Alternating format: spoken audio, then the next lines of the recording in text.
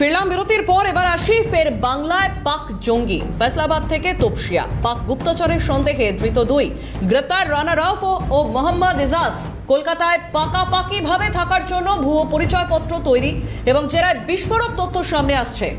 সরাসরি রয়েছেন আমাদের প্রতিনিধি মফিজুল ইসলাম। মফিজুল, কলকাতায় পাকাপাকি ভাবে থাকার জন্য ভুয়ো পরিচয়পত্র তৈরি করিয়েছিলেন এই দুজন।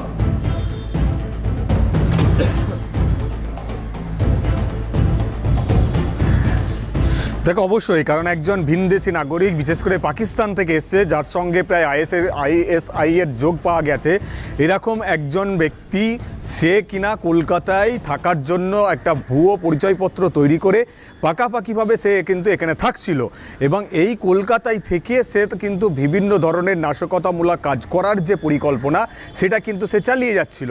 বিভিন্ন জায়গার ছবি যেগুলো খুব সেন্সিটিভ, সেনার ছাউনি বা সেনা আর্মিদের যে ক্যাম্প, এই জায়গাগুলোর ছবি তোলা, তার নকশা তৈরি করা, এই ধরনের কাজ কিন্তু তিনি কিন্তু করছিলেন এবং এই কাজ করার জন্য তার একটা টিম তৈরি করা হচ্ছিল। আর এই কাজ করতে পাকিস্তান থেকে এসে ভারতে থাকার জন্য তাকে এই দেশের নাগরিক, বৈধ নাগরিক প্রমাণ করার জন্য অবৈধ কাজকর্মও করেছে। সেক্ষেত্রে কি হয়েছে না, ভুয়ো আধার কার্ড তৈরি করেছিল, ভুয়ো আধার কার্ড, ভুয়ো পরিচয়পত্র তৈরি করে তপসিয়ার ঠিকানায় সে কিন্তু থাকতে শুরু করেছিল। এই বিষয়টি ইতিমধ্যেই তাকে গ্রেপ্তার করার পর সেই বিষয়টি তদন্তকারী আধিকারিকদের কাছে স্পষ্ট হয়েছে। বেঙ্গল এসটিএফ তাকে গ্রেপ্তার করার পর এবং তার সঙ্গে এজাজকে গ্রেপ্তার করার পর পুরো বিষয়টি আরও পরিষ্কার হয়েছে যে কলকাতায় বসে কিভাবে তারা পাকিস্তানি জঙ্গি সংগঠনগুলোর সঙ্গে যোগাযোগ রেখে এই দেশে, এই রাজ্যে এবং বাংলায় বসে কিভাবে তারা নাশকতামূলক কাজের সঙ্গে যুক্ত থাকছিল এবং সেই কাজ করার জন্য তাদের মডিউল কিভাবে স্লিপার সেল ছড়িয়ে দিচ্ছিল। এই বিষয়টি ইতিমধ্যেই অনেকটাই কিন্তু নথি এবং তথ্য প্রমাণ সামনে এসছে, যা দেখে কিন্তু কলকাতা পুলিশের নগরপাল স্বাধীনতা দিবসের প্রাককালে এরকম একজন ব্যক্তিকে গ্রেপ্তার হওয়া, দুজন গ্রেপ্তার হওয়া যার পরিচয় কিন্তু পাকিস্তানি, সেই ব্যক্তি গ্রেপ্তার হওয়াটা যথেষ্ট শহর কলকাতার ক্ষেত্রে নিরাপত্তার স্বার্থে একটা উদ্বেগের বিষয়। তাই বেঙ্গল এসটিএফের সঙ্গে কলকাতা পুলিশও এই ঘটনার তদন্তের জন্য যৌথভাবে তারা কিন্তু কাজ করছে। যেহেতু তপসিয়ায় বসে তারা কিন্তু এই ধরনের কাজগুলো করছিল, যেহেতু এই রানার ঠিকানা তপসিয়া থেকে তৈরি হয়েছে বা সে তপসিয়ার বাসিন্দা হিসাবে তার ঠিকানা তৈরি হয়েছে, ভুয়ো ঠিকানা তৈরি হয়েছে, ফলে সেই জায়গা থেকে দাঁড়িয়ে বেঙ্গল পুলিশের সঙ্গে কলকাতা পুলিশও কিন্তু যৌথভাবে কাজ করছে। এই ঘটনার সঙ্গে বা এই ব্যক্তির সঙ্গে আর কারা কারা যুক্ত, এই ধরনের ভুয়ো পরিচয়পত্র তৈরি করার পেছনে কোন চক্র কাজ করেছে এবং এই যে আধার কার্ড, ভুয়ো আধার কার্ড তৈরি করার পেছনে কাদের হাত থাকতে পারে, কিভাবে এই আধার কার্ড তৈরি করা, ভুয়ো আধার কার্ড তৈরি করা বন্ধ করা যেতে পারে, সেই বিষয়ে আধার কর্তৃপক্ষের সঙ্গে কলকাতা পুলিশের একটা বৈঠক হয়েছে বলেও কিন্তু কলকাতা পুলিশের নগরপাল তিনি কিন্তু জানিয়েছেন। ফলে পুরো ঘটনার সঙ্গে বেঙ্গল এসটিএফ যেভাবে তৎপরতার সঙ্গে এরকম একজন পাকিস্তানি নাগরিককে জঙ্গি সন্দেহে গ্রেপ্তার করেছে, তার পাশাপাশি বিষয়টি যখন কলকাতা থেকে হচ্ছিল, সেই বিষয়টি সামনে আসার পরেও কলকাতা পুলিশও কিন্তু অতি তৎপরতার সঙ্গে পুরো ঘটনার তদন্ত শুরু করেছে যে এই ঘটনার সঙ্গে আর কেউ কলকাতার মধ্যে ছড়িয়ে রয়েছে কিনা, আর কেউ ভুয়ো নথি তৈরি করে ভুয়ো অ্যাড্রেসে এখানে কোথাও থাকছে কিনা, এই পুরো বিষয়টি কিন্তু খতিয়ে দেখার কাজ কলকাতা পুলিশও আলাদাভাবে শুরু করেছে। বেশ, একেবারে অনেক ধন্যবাদ মফিজুল। আমাদের সঙ্গে সরাসরি ছিলেন প্রতিনিধি মফিজুল ইসলাম। ফের বাংলায় পাক জঙ্গি ফয়সালাবাদ থেকে তপসিয়া পাক গুপ্তচর সন্দেহে ইতিমধ্যেই দুজনকে গ্রেফতার করা হয়েছে। আলোচনা এগিয়ে নিয়ে যাব। আমাদের সঙ্গে এই মুহূর্তে রয়েছেন অবসরপ্রাপ্ত সেনাকর্তা কর্নেল দীপ্তাংশু চৌধুরী। কর্নেল চৌধুরী, আপনাকে জিরো আওয়ারে স্বাগত। আপনি ইতিমধ্যেই জানেন যে দুজনকে গ্রেফতার করা হয়েছে পাক জঙ্গি সন্দেহে এবং সেখানে জানা যাচ্ছে যে আইএসআই এর সঙ্গে যোগাযোগ ছিল তাদের একেবারে স্বাধীনতা দিবসের প্রাককালে। এই ধরনের ঘটনা খোদ কলকাতার বুকে কতটা উদ্বেগজনক? দেখুন, নিশ্চিতভাবে বারবার 2 সপ্তাহের মধ্যে 2-3 জনকে ধরা হলো যাদের সঙ্গে ডাইরেক্ট লিঙ্ক লস্করে তয়বা অথবা পাকিস্তান আইএসআই, মানে পাকিস্তান স্টেট অ্যাক্টার্স এবং নন স্টেট অ্যাক্টার্স, তারা ডাইরেক্টলি ভারতই বলছি, পশ্চিমবাংলা নিশ্চিতভাবে ধরা হয়েছে। সেইখানে কোথাও না কোথাও একটা জঙ্গি সংগঠন গড়ে উঠছে এবং একটা উদ্দেশ্য কিছু আছে। যদিও এখানে কোনো বিস্ফোরণ হয়নি, কোনো আপাতত সেইভাবে আমরা কিছু দেখতে পারি না, তবে একটা লম্বা সময়ের মধ্যে এরা নিজেদের জাল ছড়িয়েছে।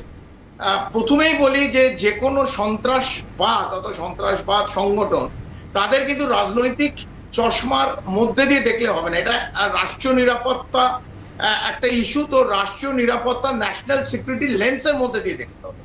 এবং প্রত্যেকবারই 15ই আগস্টের আগে বিগত তিন দশকে পাকিস্তান, আইএসআই এবং তাদের নন স্টেট অ্যাক্টর, এই জঙ্গি সংগঠন, তারা কিন্তু বিভিন্নভাবে বিভিন্ন জায়গায়, সে দিল্লি হোক, কলকাতা হোক, চেন্নাই হোক, পুনা হোক, তারা কিন্তু সজাগ হয়। এবং এক্ষেত্রে আমরা দেখেছি হাই ভ্যালু টার্গেট যে হামিন মন্ডলকে ধরা হলো বর্ধমান থেকে প্রায় 7-10 দিন আগে, তার লিঙ্ক থেকে এদের ধরা হচ্ছে। তার মানে একটা চক্র কাজ করছে পশ্চিমবাংলা এবং কলকাতার আশেপাশে। উদ্বেগজনক, কারণ এই যাকে ধরা হলো রফকে এবং ইজাজকে, তাদের কিন্তু বলছে তারা পাকিস্তানের নাগরিক, দীর্ঘদিন ধরে কলকাতা এবং কলকাতার আশেপাশে তারা কিন্তু বাস করে।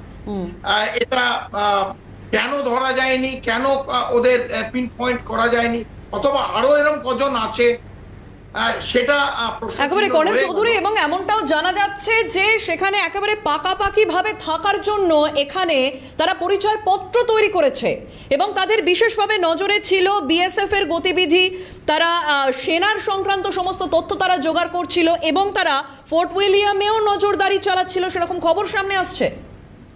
একদম সঠিক বলেছেন। তার ফোর্ট উইলিয়ামের বিভিন্ন মুভমেন্ট, কোন অফিসাররা, সিনিয়র অফিসার্স ইন্ডিয়ান আর্মির কারা ঢুকছে, কারা বেরোচ্ছে, তাদের গাড়ির ছবি ইতিমধ্যে ইনভেস্টিগেশনে উঠে এসছে। মুখ্যমন্ত্রীর মুভমেন্ট ইনভেস্টিগেশনে উঠে এসছে। জেএনজি যন্তর মন্তরে যে একখানা প্রোটেস্ট চলছিল, তাদের বিভিন্ন ছবি, তাদের লেখাজোকা, তাদের যে ইনফরমেশন, তাদের যে হ্যান্ডলার, সেটা উঠে এসছে। এবং এই যে রফ, সে কিন্তু 5টা থেকে 6টা ভাষা তাকে শেখানো হয়েছে।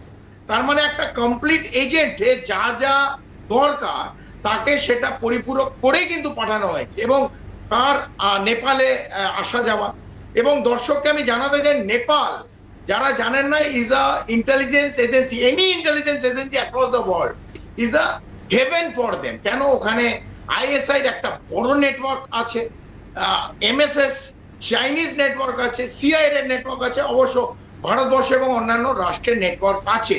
এবং যেহেতু নেপাল ভারতবর্ষের সঙ্গে প্রায় 1780 কিলোমিটার, 1100 মাইলের একটা রাষ্ট্রীয় সীমান্ত, একটা ইন্টারন্যাশনাল বর্ডার আছে, যেখানে আসা যাওয়াটা খুব সহজ, ওখানে কোনো ভিসা লাগে না।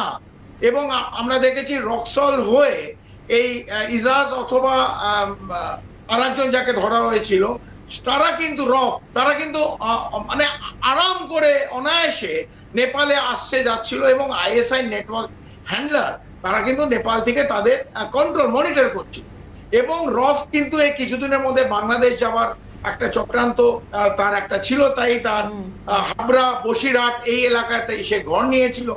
এবং ইতিমধ্যে আমরা জানি যে আমাদের national security adviser Ajit Doval কিন্তু বাংলাদেশের সিকিউরিটি অ্যাডভাইজারকে 8 থেকে 10টা ক্যাম্প, যেটা পশ্চিমবাংলা এবং বাংলাদেশ সীমান্তে অথবা ইন্দো বাংলাদেশ সীমান্তে, যে আমাদের 4960 কিলোমিটার আছে এবং পশ্চিমবাংলায় 2216 কিলোমিটার, এই বিভিন্ন জায়গায় যেখানে লস্করের ক্যাম্প হচ্ছে, যেটা ডাইরেক্টলি বাংলাদেশ এবং আইএসআই তাদের মদত করছে, সেখানে সেইগুলোকে কিন্তু ডিসম্যান্টেল করা বলেছিল। এবং তার সাথে সাথে এদের সঙ্গে প্রত্যেকে যাদের ধরা হচ্ছে, বিশেষ করে পশ্চিম বাংলায়, তাদের এই লিঙ্ক গুলো বেরিয়ে পড়ছে। তাই আমার মনে হয় যে intelligence led surveillance, intelligence led policing, cyber surveillance এবং কমিউনিটি পুলিশিং, আমি আপনি এবং হাজার হাজার কোটি লোক, তাদের চোখ কান কিন্তু ক্যামেরা, আমরা শুনি বেশি, দেখি বেশি।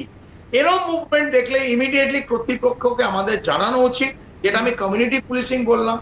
ইন্টেলিজেন্স লেড পুলিশিং স্টেট এবং সেন্টার, এখন তো ডবল ইঞ্জিন, কেন্দ্র এবং রাজ্য, তাদের বিভিন্ন যে এজেন্সি আছে তাদের সমন্বয়, এবং সাইবার ইন্টেলিজেন্স, এটা হচ্ছে সবচেয়ে ইম্পর্টেন্ট। এই যে মুভমেন্ট গুলো ধরছে, হামিদ মন্ডলকে ধরা হলো, এগুলো কিন্তু বিভিন্ন ভাবে, সাইবার ইন্টেলিজেন্স মানে শুধুই ইন্টারনেটের মাধ্যম দিয়ে আমি নেটওয়ার্ক দিয়ে ধরলাম, বিভিন্ন রকম ভাবে ওদের ধরা যায়।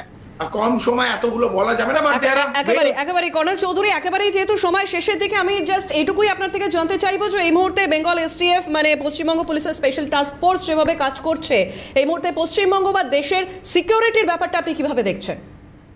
একদম এসটিএফ কে 19, বেঙ্গল রাজ্য পুলিশ, ওয়েস্ট বেঙ্গল পুলিশকে 19, এবং যেসব এজেন্সি এই নিরাপত্তার জন্য, আমার আপনার নিরাপত্তার জন্য যারা 24 ঘন্টা 7 দিন, এই দুদিন বাদেই আমাদের আবার ইন্ডিপেন্ডেন্স ডে, তারা নিজেদের সুবিধে না দেখে আমাদের জন্য যারা দিন রাত খাটছে, ভারতীয় সামরিক বাহিনী এবং বিভিন্ন ইন্টেলিজেন্স এজেন্সি এক্সটার্নাল এবং ইন্টারনাল, আমার আপনার জন্য 140 কোটি ভারতবাসীর জন্য যারা দিন রাত জেগে আমাদের বাঁচাবার জন্য যে কাজ করছে, তাদের প্রত্যেককে কুর্নিশ।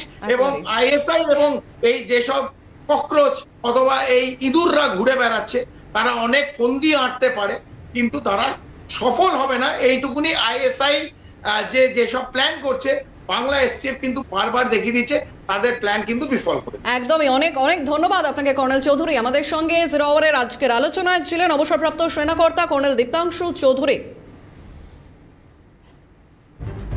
জিরো আওয়ার এখনকার মতো এখানেই শেষ করছি, ছোট বিরতি নেব, ফিরছি আরো অন্যান্য খবর নিয়ে। সঙ্গে